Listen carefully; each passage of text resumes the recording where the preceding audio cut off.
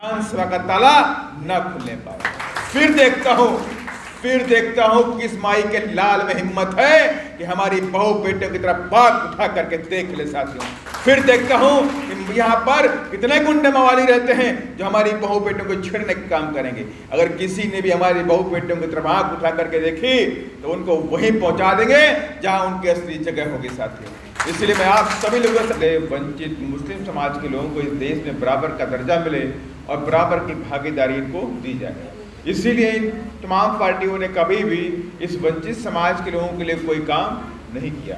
अगर इन लोगों ने कोई काम किया होता तो देश को आज़ाद हुए 76 साल हो गए और 76 सालों में भारत में बहुत बड़ा परिवर्तन हुआ। बहुत धन्ना सेठ पैदा हो गए, बड़े बड़े फैक्ट्री मालिक पैदा हो गए, बड़े बड़े रईस बिल्डर्स पैदा हो गए, बड़े बड़े लैंडलॉर्ड पैदा हो गए। लेकिन इन सब चीज़ों में से अगर आप देखने को पाएंगे एक भी बिजनेसमैन, एक भी लैंडलॉर्ड या एक भी धन्ना सेठ हमारे दलित समाज से दिखाई आपको नहीं पड़ेगा, आदिवासी समाज से दिखाई नहीं पड़ेगा। और यही बातें हम सब इस देश में परिवर्तन चाहते हैं कि हम चाहते हैं इस देश के अंदर परिवर्तन होना चाहिए, सामाजिक रूप से परिवर्तन होना चाहिए और आर्थिक रूप से भी परिवर्तन होना चाहिए। इस देश के लोगों को सामाजिक न्याय मिलना चाहिए। और आज तक की जंग, आज तक की लड़ाई बहुजन समाज पार्टी जब से बनी है तब से ये करती चली आई है। और इसी के तहत इसी क्रम में बहुजन समाज पार्टी आज भी राजस्थान के अंदर संघर्ष करते नजर आती है। बहुजन समाज पार्टी आज जहाँ भी जुल्म जाती होती है, आए दिन राजस्थान के अंदर जुल्म जाती होती रहती है। डेली कहीं ना कहीं हमारे नौजवान बच्चों का मर्डर हो जाता है या कहीं ना कहीं उनके साथ में बहू बेटियों के साथ में दुराचार होता है। लेकिन यहाँ पर बैठी सरकारें कभी भी इनके ऊपर ध्यान नहीं देती हैं। और यही नहीं कि दलित आदिवासी इससे पीड़ित है, इसके साथ साथ में अगर आप देखेंगे तो माइनॉरिटी के लोग भी इसी जुल्म और जाति का शिकार होते हैं। चाहे अलवर का पहलू कांड हो और चाहे आपका भरतपुर का जुबेर और नासिर का हत्याकांड हो, इन लोगों को घर से, इन लोगों को गाड़ी में जला के मार दिया गया। इन लोगों को गाड़ी में जला के मार दिया गया। बोला गया कि गाय कैसी करते हैं, गाय बेचने का काम करते हैं। लेकिन ये सारी घटनाएं इसी देश में होती हैं। और यही नहीं, मध्य प्रदेश के अंदर आदिवासी बच्चों को रात में खींच के पीट के मारा गया और उन पर भी लगाया गया इल्जाम कि आदिवासी लोग ये गाय बेचने का काम करते हैं। तो ये क्रम पूरे देश के अंदर दिखाई पड़ता है। अभी 3 दिन पहले की घटना है, ये 3 दिन पहले घटना है, झुंझुनू के अंदर महिपाल मेघवाल को उसका मर्डर कर दिया गया।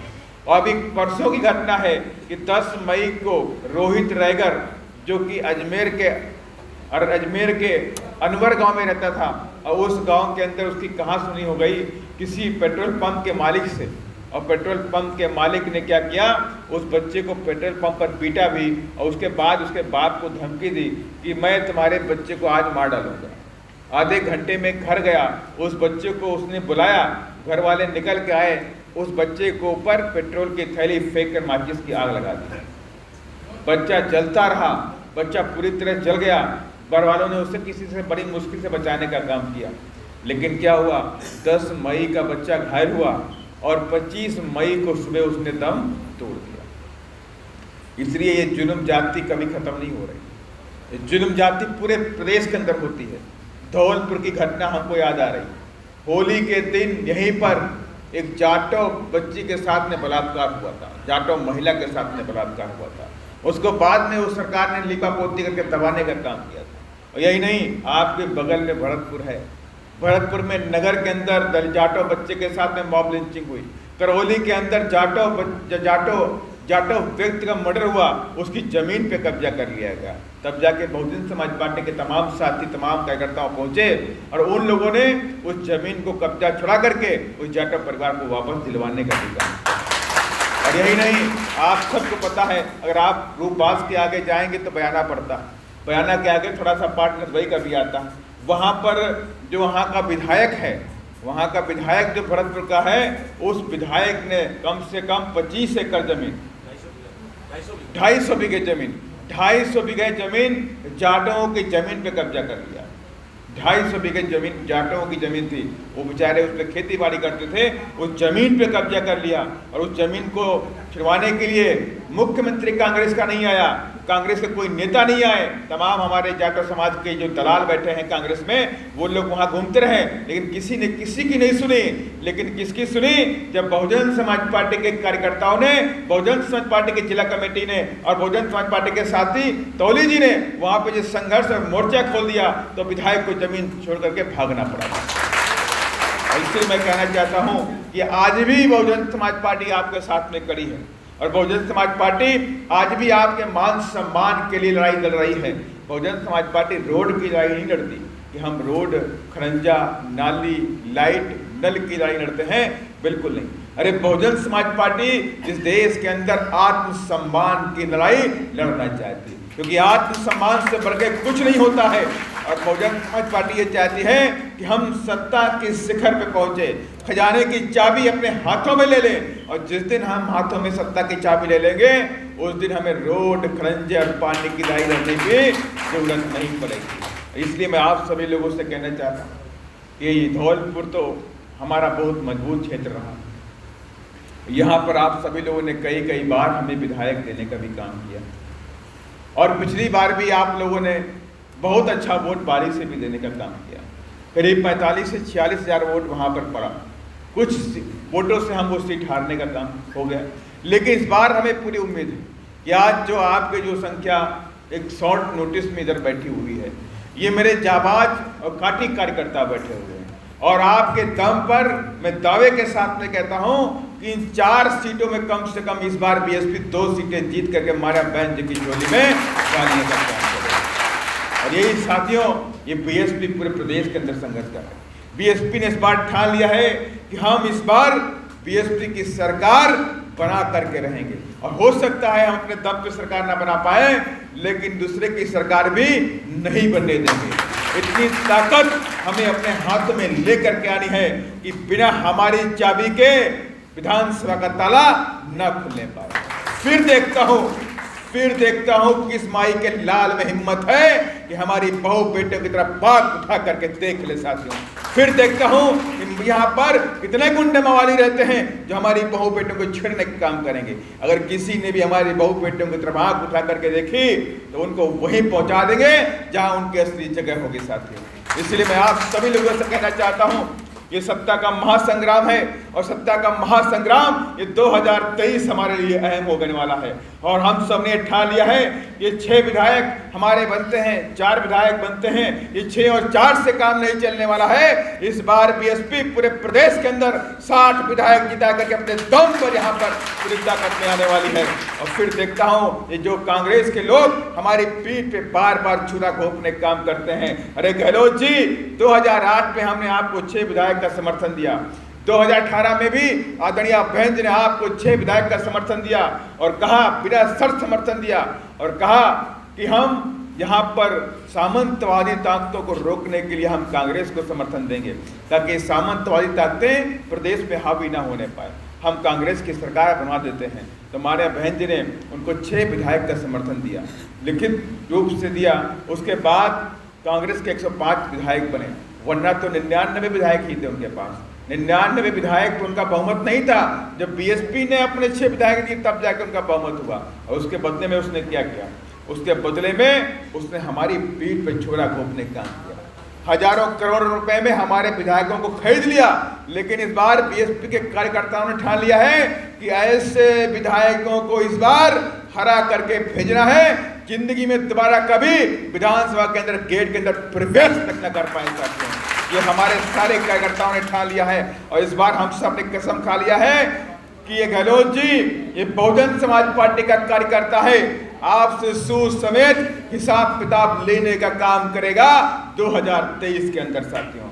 एक एक हमारा कार्यकर्ता, एक हमारा वोटर अपना वोट बीएसपी के चुनाव चिन्ह हाथी पर डाल करके अपना हिसाब किताब आपसे चुकता करने का काम करेगा साथियों। अरे इस साथी मैं आप सभी लोगों से कहना चाहता हूँ कि 2023 हमारे लिए अहम है, हमारे मिशन के लिए अहम है, हमारे मूवमेंट के लिए अहम है, और हमारे संविधान के लिए भी अहम है। क्योंकि आज केंद्र में बैठी सरकार हमारे संविधान पे हमला करने पे लगी हुई है। केंद्र में बैठी सरकार, उसके कई सारे मंत्रियों ने और कई सारे सांसदों ने बात बोली है कि हम बहुत जल्द संविधान को बदलेंगे। अरे तुम हमारे संविधान पे मुड़ी नजर रखते हो तो हम तुम्हें इस लायक नहीं छोड़ेंगे कि हमारे संविधान को तो बदल दो। तुम्हारी हिम्मत कैसे हो गई तुम हमारे संविधान के बारे में बात करते हो? अरे हम बाबा साहब के सिपाही हैं, अपनी कुर्बानी दे करके अपने संविधान की रक्षा करना हम अच्छी तरह से जानते हैं साथियों। और यही बाबा साहब की मंशा थी। बाबा साहब का जो संविधान, बाबा साहब की जो मूर्ति है, पूरे देश के अंदर ये मैसेज देती है, संदेशा भेजती है कि मेरे बच्चों, मेरे हाथ में, बाएं हाथ में संविधान है और तुम्हें इस संविधान की रक्षा करनी है। तुम्हें इस संविधान की रक्षा करनी है। जब तक तुम्हारे शरीर में खून का आखिरी कतरा है तब तक मेरे बच्चों आपको अपने संविधान की, अपने संवैधानिक अधिकारों की रक्षा करनी पड़ेगी साथियों। ये बात बाबा साहब की मूर्ति हर जगह बोलती है। और यही बात बाबा साहब की मूर्ति कहती है कि जाओ मेरे बच्चों, उंगली का इशारा बोलता है बाबा साहब का, अरे जाओ मेरे बच्चों, उस शक्ति के मंदिर पे कब्जा कर लो अपने उत्थान के लिए। बाई वोट, अपने वोट के द्वारा। मैंने तुम्हें वोट का अधिकार दिया है। वोट का अधिकार तुम्हें इस देश का राजा बनाने के लिए दिया है, ना कि इसे बेचने के लिए दिया है। कभी भी अपने वोटों का सौदा मेरे बच्चों नहीं करना। दुश्मन लोग तुम्हारा वोट खरीदने का काम करेंगे। कोई 500 रुपया देगा, कोई 1000 रुपये देगा, कोई 2000 रुपया देगा, कोई एक बोतल दारू बांटेगा, कोई एक किलो मुर्गा बांटेगा, 1 किलो बकरा बांटेगा, लेकिन तुम्हें अपने वोटों का सौदा नहीं करना है। क्योंकि इसी वोटों के जरिए तुम पर हो रहे अत्याचार का अंत हो सकता है। और इसी वोट के द्वारा जो तुम दिन भर मजदूरी करते हो, रात दिन मजदूरी करते हो, रात दिन बेगारी करते हो और तुम अपने बच्चों को पढ़ा नहीं पाते हो। अगर तुम चाहते हो कि तुम्हारे बच्चे पढ़ लिख के कलेक्टर, एसपीडीएम बन जाए, तो मैंने तुमको वोट का अधिकार दिया है। यही वोट तुम्हें ऊपर की तरफ ले करके जाएगा। इस वोट का सौदा नहीं करना है और आने वाले समय में अपनी पार्टी हाथी का चुनाव पटन दबा देना है, अपने पार्टी के प्रत्याशी को जिता देना है साथियों। और जिस दिन आप अपनी सरकार बना दोगे उसी दिन आपके सारे दुख और तकलीफें प्रदेश से खत्म हो जाएंगे। उसी दिन राजस्थान के अंदर आई हुई लंबी गुलामी उसी दिन खत्म हो जाएगी। इसलिए मैं आप सभी लोगों से यहाँ पे रिक्वेस्ट करने के लिए आया और जगाने के लिए भी आया हूँ कि जो मेरे कार्यकर्ता यहाँ बैठे हुए हैं, यह आपकी जिम्मेदारी है कि आने वाले 6 महीने के अंदर आपको रुकना नहीं है, आपको थकना नहीं है और किसी के सामने झुकना भी नहीं है। नीला झंडा, हाथी निशान और उसमें मजबूत डंडे के साथ में गांव-गांव जाइए और लोगों को संदेशा भेज दीजिए कि ये झंडा, ये नीला झंडा, हाथी निशान, यही मेरा मान और सम्मान है और इसको मान सम्मान को बचाने का यही मेरा काम है और इस सम्मान को ताकत में लाने का यही मेरी जिम्मेदारी है। जब आप सारे लोग मिलकर के इस काम को आगे बढ़ाओगे तो मैं दावे के साथ में कहता हूं कि 2023 में बहुजन समाज पार्टी अपने दम पर यहाँ पे सरकार बनाने का काम पूरी ताकत के साथ में करेगी। और मेरे तमाम नौजवान साथी बैठे हुए हैं, मैं उनको आगाह भी करना चाहता हूं कि बहुजन समाज जब जब आगे बढ़ता है, बहुजन समाज जब जब आगे बढ़ता है, जब जब सत्ता की तरफ देखता है, तो बहुजन समाज के लोगों को रोकने का काम किया जाता है। और जैसे बाबा साहब डॉक्टर अम्बेडकर उस वक्त इस देश के अंदर पार्लियामेंट में जाना चाहते थे कि वो चाहते थे मैं पार्लियामेंट पहुंच जाऊं, लोकसभा में पहुंच जाऊं और वहां जा करके अपने बच्चों के लिए उनके अधिकारों की बात करूं, अपने समाज के बच्चों के अधिकारों की बात करूं, उनकी शिक्षा की बात करूं, उनके लिए नौकरी की बात करूं। लेकिन क्या हुआ, कांग्रेस नहीं चाहती थी कि बाबा साहब डॉक्टर अम्बेडकर लोकसभा पहुंच जाए। उसे डर था अगर बाबा साहब डॉक्टर अम्बेडकर लोकसभा पहुंच जाएंगे तो पूरा वर्ल्ड, पूरा विश्व उनको सुनेगा और पूरे विश्व के नेता वो बन जाएंगे, पूरे देश के साथ में पूरे गरीबों के, पूरे मुजरिमों के और पूरे ओबीसी के बच्चों के वो नेता बन जाएंगे। इसलिए कांग्रेस ने उन्हें रोकने के लिए उनके पीए को बाबा साहब के चुनाव के सामने खड़ा कर दिया और बाबा साहब को चुनाव हरा दिया। कांग्रेस ने बाबा साहब को चुनाव हरा दिया। बाबा साहब के 25,000 के ऊपर वोट बाबा साहब के इनवैलिड कर दिए, निरस्त कर दिए और उतने ही वोटों से उस काजरोलकर को कांग्रेस ने जिताने का काम किया साथियों। और आज भी जो हमारा मूवमेंट और मिशन आगे बढ़ रहा है कि तमाम ऐसे लोग जो विरोधी पार्टियों के हाथों में खेलते हैं, जो विरोधी पार्टियों के हाथों में खेलते हैं और नीला झंडा और जय भीम बोलते हैं, ऐसे लोगों से सावधान रहने की जरूरत है। अरे मैं तमाम मेरे युवा साथी बैठे हुए हैं, मैं उनसे कहना चाहता हूं आपको बहकना नहीं, भटकना नहीं है। आपको जो वोट देने वाली पार्टी है, जिसको आप अपना वोट देंगे, वो बीएसपी होनी चाहिए। आप किधर भी जाओ, मुझसे मतलब नहीं है, लेकिन याद रखना प्लेटफॉर्म आपका एक होना चाहिए, राजनीतिक प्लेटफॉर्म आपका बीएसपी होना चाहिए। और आज भी बहुजन समाज पार्टी इस देश की तीसरे नंबर की राष्ट्रीय पार्टी है, तीसरे नंबर की राष्ट्रीय पार्टी है। बीएसपी और कांग्रेस और बीजेपी के बाद बीएसपी का ही नंबर आता है साथियों, क्योंकि बीएसपी के जो कार्यकर्ता हैं कश्मीर से लेकर कन्याकुमारी तक मौजूद हैं, गुजरात से लेकर आसाम तक बीएसपी के कार्यकर्ता आपको दिखाई पड़ेंगे साथियों। और इसीलिए उसी दम पर बहुजन समाज पार्टी आज भी इस देश के अंदर तीसरे नंबर की राष्ट्रीय पार्टी है। और ये राष्ट्रीय पार्टी ऐसे नहीं बनी है, ये मंच, माला, ये सापा ऐसे नहीं बना है, इसके पीछे महापुरुषों की कुर्बानी है, इसके पीछे महापुरुषों ने अपना जीवन लगा दिया। माननीय श्री कांशी राम साहब ने पूरा जीवन लगा दिया। पूरा जीवन लगाने के बाद इस मूवमेंट को लेकर के हमारे बहन जी ने भी अपना पूरा जीवन लगाने का काम किया। आदरणीय बहन जी ने 21 साल की उम्र में घर छोड़ दिया था, और आज तक बहन जी आज 67 साल के होने वाली हैं, लेकिन आज तक बहन जी ने अपने परिवार के साथ रहने का काम नहीं करती हैं। आज भी बहन जी अकेले रहती हैं, आज भी अपने परिवार से अकेले रहती हैं, दूर रहती हैं। किसके लिए रहती हैं? ताकि मेरा ये समाज आगे बढ़े, अपने समाज के मैं काम कर सकूं। जब हम लोग बहन जी से पूछते हैं कि बहन जी आपके परिवार के लोग दिल्ली में रहते हैं, आसपास रहते हैं, तो आप उनके साथ में क्यों नहीं रहती? आप उनको साथ में रखिए अपने साथ में।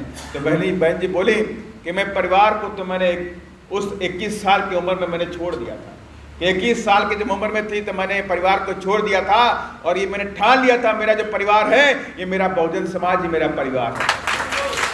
और ये कह दिया अगर मैं परिवार के साथ में रहूंगी तमाम तरह के घरेलू उपद्रव में पड़ जाऊंगी, तमाम तरह के जो घर में जो बवाल होता है उसमें फंस जाऊंगी। अरे मुझे तो रात दिन अपने समाज के लिए काम करना है, रात दिन तो मुझे पार्टी के लिए काम करना है, तो मेरे पास कोई समय नहीं है कि मैं अपने परिवार के साथ में जा करके वहां रहूं और आराम करूं। मेरे पास आराम करने का समय नहीं है, मेरा सिर्फ काम जो है वो मेरा जो समय है वो अपने बहुजन समाज के लिए साथियों। और आज भी बहन जी अपने कुछ जो उनके जो साथ में सिक्योरिटी वाले होते हैं, उनके साथ में जो उनका स्टाफ होता है, उनके साथ में रहने का काम करती हैं। और रात दिन ये दुख है, ये दर्द है कि मेरा समाज आगे बढ़े, मेरी समाज के बच्चों के साथ में बलात्कार ना हो, मेरे नौजवान बच्चों के साथ में हत्या ना हो, उनके साथ में मर्डर ना हो, ऐसा कोई बच्चा ना हो कि जिसे कोई आ करके पेट्रोल डाल के जलाने का काम करे। अरे ऐसा मैं ताकतवर समाज चाहती हूँ जिधर वो देख ले तो दुश्मन भाग जाए साथियों। ऐसा समाज में चाहती हूँ, इतना ताकतवर समाज चाहती हूँ कि इनके बच्चे पढ़ लिख के डॉक्टर, एसपी, इंजीनियर और एसपी, कलेक्टर बन के ऊंची ऊंची कुर्सी पर बैठ जाए साथियों। मैं वो समाज चाहती हूँ, और उसी काम में बहुजन समाज पार्टी आज भी लगी हुई है। उसी काम को लेकर के हम सब रात दिन एक किए हुए हैं। 30 के 30 दिन काम करते हैं, और 30 के 30 दिन आप सभी लोगों को जगाने का प्रयास हम करते नजर आते हैं। कि जिस तरह से हम सारे लोग जग करके रात दिन काम करते हैं, अगर मेरे नौजवान साथी निकल करके, अगर हर जिले से 10 से 12 नौजवान साथी निकल करके इस बागडोर को अपने हाथों में ले ले और ये नीला झंडा हाथी निशान अपने शान मान का अभिमान मान करके चल पड़े, तो मैं दावे के साथ में कहता हूं कि बहुजन समाज पार्टी का कारवा किसी से रुकने वाला नहीं होगा, किसी से रुकने वाला नहीं होगा। कोई कितनी ताकत लगा ले, ये बीएसपी रुकने वाली नहीं है। और बीएसपी में दावे के साथ में कहता हूं कि तमाम लोग आज बीएसपी खत्म करने की चेष्टा रखते हैं, तमाम लोग विरोधियों के हाथ में बातें करते हैं, लंबी लंबी बातें करते हैं। तो मैं उनसे कहना चाहता हूं कि तुम्हारी नस्लें खत्म हो जाएंगी, लेकिन बीएसपी का बाल बाका नहीं होने वाला। बीएसपी और ताकत के साथ में बढ़ती जाएगी, जितना तुम इसे दबाओगे बीएसपी और ताकत के साथ में आगे बढ़ती हुई नजर आएगी साथियों। और यही नहीं, जिन लोगों ने बात कही कि हम संविधान को बदल देंगे, तेलंगाना में हम सब लोगों ने, पार्टी के कार्यकर्ताओं ने ऐसे लोगों का हिसाब किताब कर दिया। अरे आज बहुजन समाज पार्टी तेलंगाना के अंदर इतनी ताकतवर हो गई है कि अपने दम पर 2023 में सरकार बनाने के लिए आगे बढ़ती है।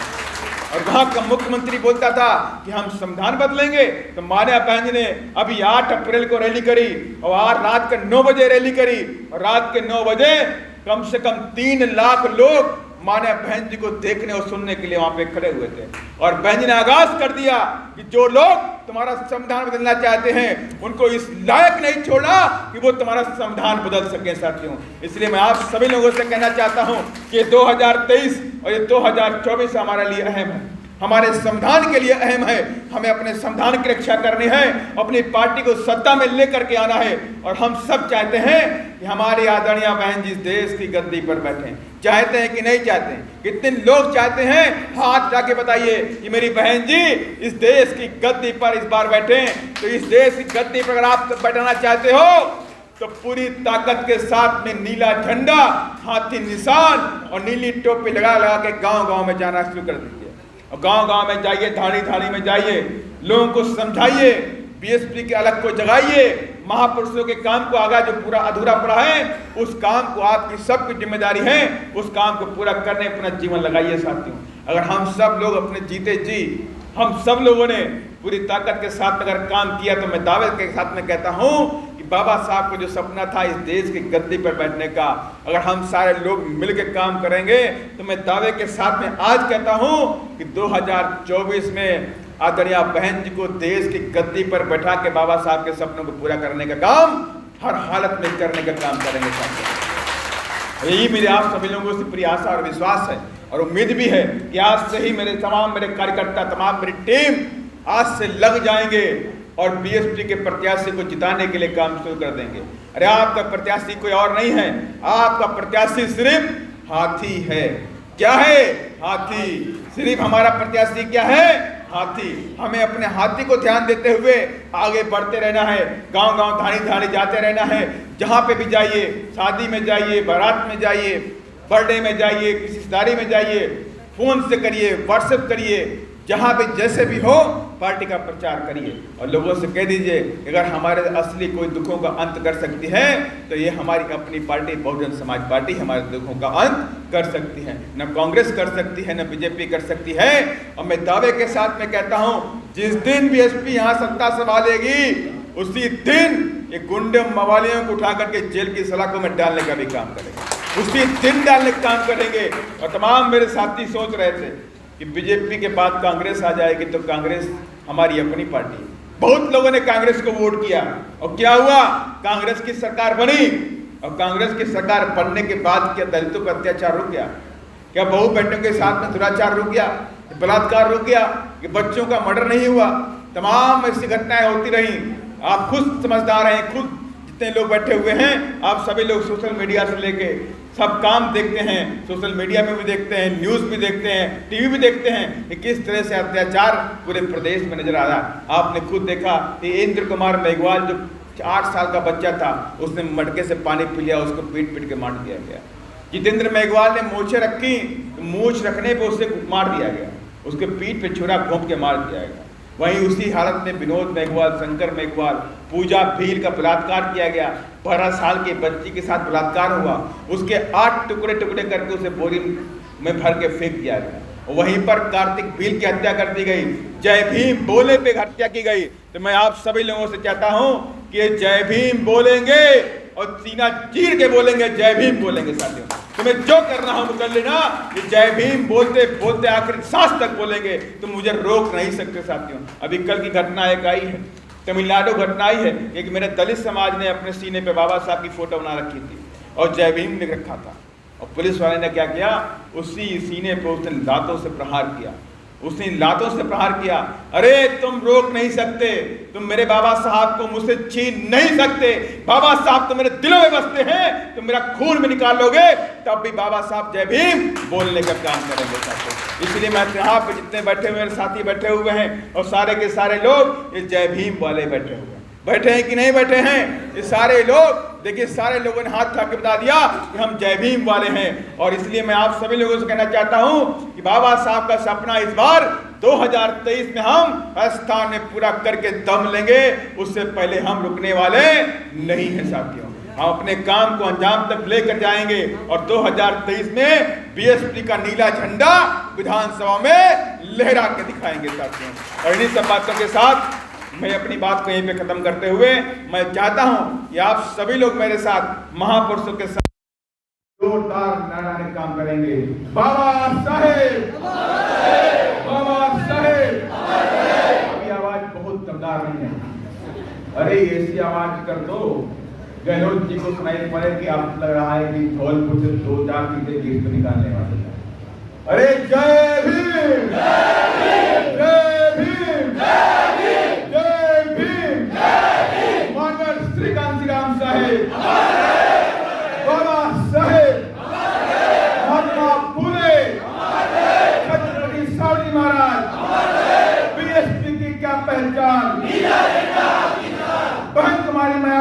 जिंदाबाद बीएसपी के वास्ते, बीएसपी के वास्ते जो सरकार निकम्मी है वो सरकार बदलनी है। जय भीम जय भारत करेंगे। क्योंकि मेरी अगली मीटिंग करेंगे तो मुझे जाना है, इसलिए मैं अपनी जल्दी से बात करूँगा। जय भीम जय भारत।